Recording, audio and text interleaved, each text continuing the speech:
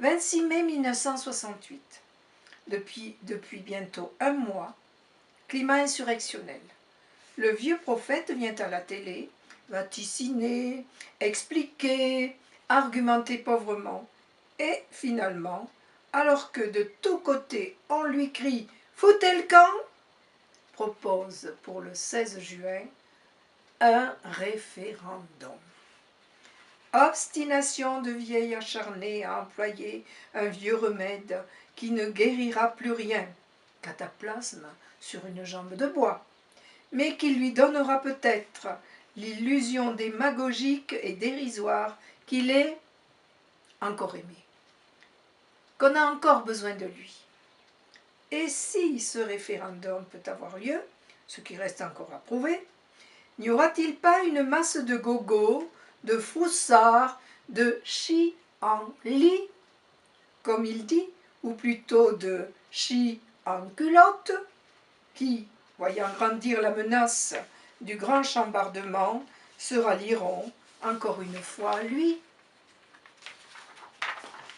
Là-dessus, les mouvements ouvriers, conscients et organisés, escamotent l'insurrection étudiante, naïve et désordonnée, pour mettre en avant leurs revendications sociales et arracher à ce régime en sursis tout ce qu'ils peuvent, plus sans doute que ce qu'ils pourraient demander à un gouvernement de gauche. Mais j'ai peur qu'à leur tour, ils soient floués par les vieux renards, Pompidou et consorts qui, eux, connaissent la musique et, ayant conclu un accord avec les syndicats, se feront forts de cette approbation pour faire voter oui à leur référendum et reprendre les rênes. Révolte étudiante. Ces enfants qui, comme l'enfant grec, veulent de la poudre et des balles, sans trop bien savoir dans quel but. Révolution culturelle, autonomie, participation et quoi encore? Sans doute parce qu'ils sont force vive en expansion, ivres de s'affirmer, de s'affranchir, aimant la violence pour elle-même comme un jeu plus excitant, plus amusant que les autres.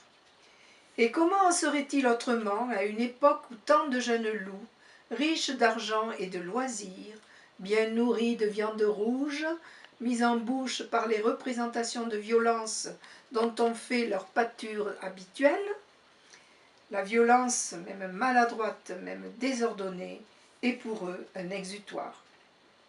Ces mouvements insurrectionnels prenant parfois l'allure d'une joyeuse kermesse, avec des incidents cocasses, des fraternisations innocentes, une naïve férocité, un jeu du « fais-moi peur, je coquerique », jeu de jeunes mâles s'affrontant pour le plaisir, jeux essentiellement virils, où les femmes ne sont là que pour l'enjeu de la bataille et le rôle de soigneuse conseillère. N'excluons pas celui de pétroleuse plus enragée que les hommes. Et la question se pose encore aujourd'hui. Sommes-nous devant un mouvement insurrectionnel qui, dans les manuels d'histoire, prendra sa place auprès des révolutions de 1789, 1830, 1848 et 1871 sous le nom de Révolution de mai 1968? S'agit-il seulement de renversement de régime ou est-ce un des signes du grand chambardement où capitalisme et socialisme vont s'affronter ici et là, en Europe et dans le monde? Pour notre cas national, cela signifie simplement que la pression ayant été trop longtemps contenue par un régime autoritaire qui prétendait penser et décider à la place du peuple en lui octroyant des faveurs que ce dernier considérait comme des droits, vient un jour où le couvercle saute. Je l'ai dit hier chez le coiffeur, laissant couette une cliente gaulliste et qui n'en disait mais. Quand on a contre soi les étudiants et les intellectuels, les enseignants et les ouvriers et les paysans, on n'attend plus longtemps, on s'en va.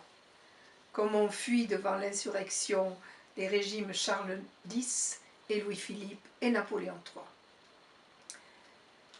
Mais nos dirigeants ont sans doute leur fierté, peut-être du courage, peut-être l'habileté de se dire qu'attendre et voir venir, laisser pourrir la situation, laisser reparaître et peut-être susciter les divisions sont aussi une politique habile et profitable.